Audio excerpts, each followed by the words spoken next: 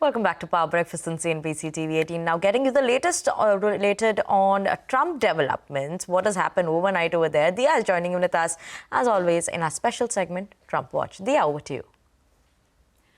Starting off with the big, beautiful bill, President Trump has secured a broad economic policy shift as the House passed his $3.4 trillion fiscal package on Thursday.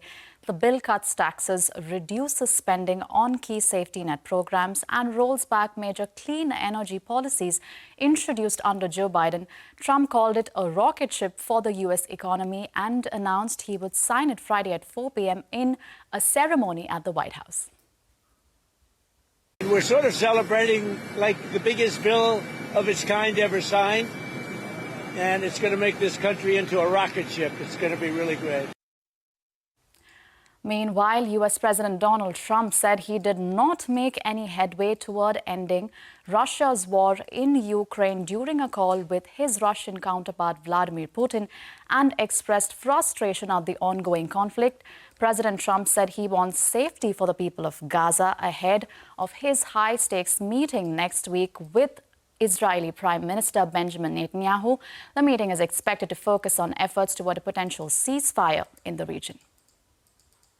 Still want the U.S. to take over Gaza as a part of a peace? I want the people of Gaza to be safe, more important. So that's I want to see safety for the people of Gaza. They've gone through hell. And despite earlier talk of diplomacy, the U.S. is ramping up economic pressure on Iran. The Trump administration announced new sanctions targeting companies involved in trading Iranian oil just days after U.S. airstrikes on Iran's nuclear infrastructure.